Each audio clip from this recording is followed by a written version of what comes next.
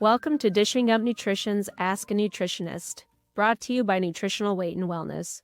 I'm Brandy Burrow, a registered and licensed dietitian here at Nutritional Weight and Wellness, and we are thrilled to be celebrating 20 years on air, discussing the connection between what you eat and how you feel, while sharing practical, real-life solutions for healthier living through balanced nutrition.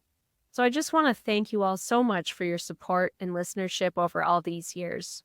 So if you tuned in, you know that we started a 2-part episode about meal planning. We had received a question from one of our Dishing Up Nutrition listeners who felt like they were in a rut with meal planning. So they requested some new family-friendly lunch and dinner ideas. So last week, I covered some of those basic meal planning strategies and shared a few ideas for lunch and dinner. So today, I'm going to round out this topic by providing some breakfast ideas that have worked really well for my family, but also for many of the clients that I work with. And I think breakfast is a meal that really needs to be prioritized and not skipped. It's too easy to skip breakfast because I think we often run out of time for breakfast. But it does help fuel your body and your brain for the day ahead. And it can help prevent cravings and mindless snacking later in the afternoon and the evening. So finding ways to incorporate that balanced breakfast can make a huge difference in how you feel.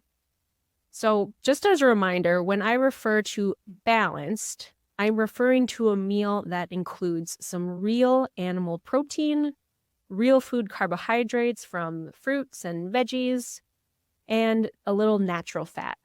So my breakfast ideas are going to focus around that basic formula of what balanced is. And when it comes to breakfast, I really do emphasize the fast part. Many people don't really have a lot of time to spend in the kitchen right away in the morning. So something quick is usually the secret to fitting this meal in. So this usually means planning and prepping that breakfast ahead of time, so that in the morning, you can simply reheat it or grab it on your way out of the house that morning. And one of my favorite go-tos for this is an egg bake or egg muffins. So this is a really simple recipe where you basically combine some scrambled eggs with whatever kind of veggies you like. Maybe some spinach, cherry tomatoes, chopped bell pepper. You could even throw in a different kind of meat, maybe ham or turkey sausage, maybe some cheese if you can do dairy. And then you can jazz it up with whatever herbs and spices you like. Lately, I've been doing a lot of fresh basil and fresh dill from my garden, which has been really nice. And what I love about this recipe is that you can change the veggie combination and the meat and the spices to make it a completely different meal every single week.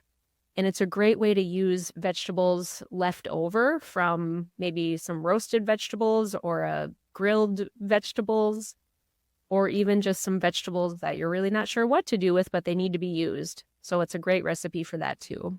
So basically you mix all of these ingredients together and then you pour it in a baking sheet or a sheet pan, or you could even do it in little muffin tins.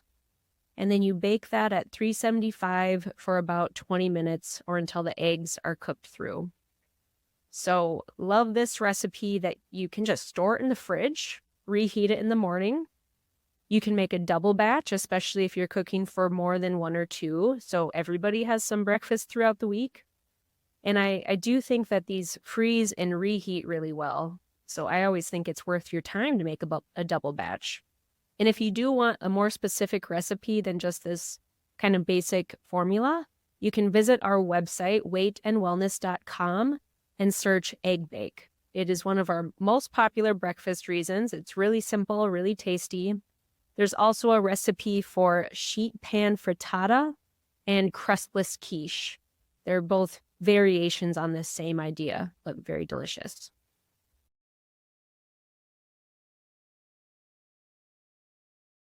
Another one of my go-to breakfast options, especially if you're somebody that's not really into eggs, would be a protein shake. Protein shake is a great grab-and-go breakfast, especially if you make it ahead of time.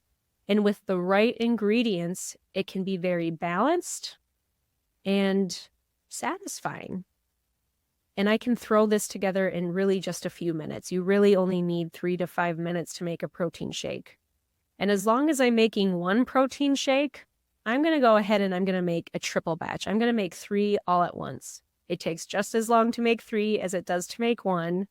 So this following recipe that I'm going to share with you is intended to make 3 servings. And then you just save the leftovers in mason jars in the refrigerator or the freezer. So to make this triple batch, you need to add to a blender 4 to 5 scoops of a good quality protein powder. Lately, I've been using the NutriKey Whey protein powder, but you could also do the paleo protein powder as a dairy-free option. And then you add a full can of full-fat canned coconut milk. It's about 3.5 ounces. And then fill that can up with some filtered water. Throw that in the blender, and then 3 cups of frozen berries. And really, that's all you need. You have your protein from the protein powder, some real food carbs from the berries, and a healthy fat with that canned coconut milk. If you want, you could add a veggie boost and add in some spinach or kale. I've even done frozen cauliflower rice and just blend it up until it's smooth. So again, this recipe makes 3 servings. This way you can have 3 smoothies and only clean the blender once. And then you have 2 backup smoothies for breakfast later that week. Or you could even use it as a snack or share with a friend. Wouldn't that be nice? Another very quick option that you can prepare ahead of time and even make multiple at the same time are yogurt parfaits. So to do this, I like to use plain Greek yogurt. I mix in some of that vanilla whey protein powder or the paleo protein powder for a little extra protein. And then I layer that yogurt mixture with about 3/4 of a cup of berries. Then I top that with about 1/4 cup of nuts or 2 tablespoons of nut butter, like peanut butter or almond butter. And when I make these, I just make them in mason jars, glass mason jars, and I make about 3 at a time. They store really well in the refrigerator for a good 3 or 4 days. So that's another great option. One other idea for kind of a grab and go breakfast is thinking about eating your protein, your fat, and your carbohydrate as just a la carte options. So I like this option for that true grab and go breakfast because the hardest part is just making sure you have these key ingredients in your pantry or your fridge. So some ideas for you for protein that are grab and go would be hard-boiled eggs. Those are pretty simple. You can even buy them pre-hard-boiled, or you can take the time on the weekend to just boil a full dozen and have those ready to grab. I also really like to have some smoked salmon in the fridge or nitrate-free deli meat. Those both make great grab and go proteins. Or you could do like a nitrate-free chicken sausage or even a nitrate-free meat stick. Very easy. And then you just pair with that protein a healthy fat, maybe some sunflower seeds or nuts. I've even done half of an avocado. And then you just need a real food carbohydrate. This could be a small piece of fruit, like an apple or a handful of grapes or a couple of kiwis. Pretty simple. The hardest thing, again, is just making sure you have these items on your grocery list, and then you can just grab whatever items you're in the mood for that day, as long as you have that balance of protein, natural fat, and real food carbs. One last tip for you is a reminder that breakfast does not have to be, quote, breakfast foods. A lot of times I'll even just have my dinner leftovers for breakfast, and it's really satisfying. I know that it's balanced and it keeps me full until lunch. I think so often we're conditioned to think that breakfast needs to be eggs or cereal or bagels, but your body really doesn't care. It really just needs real food in balance, just like it does any other time of the day.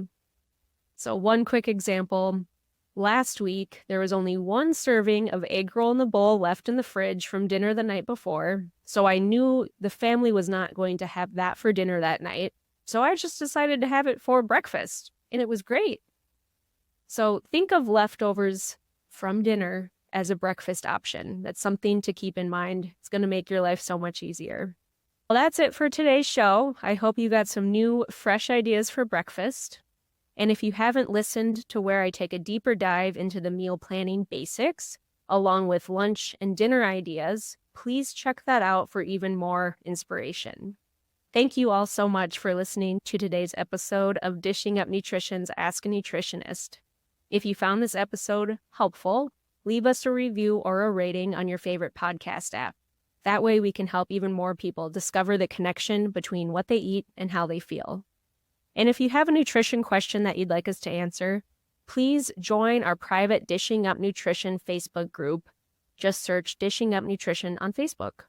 You could also call us at 952-641-5233 and leave your question in our Dishing Up Nutrition voicemail inbox.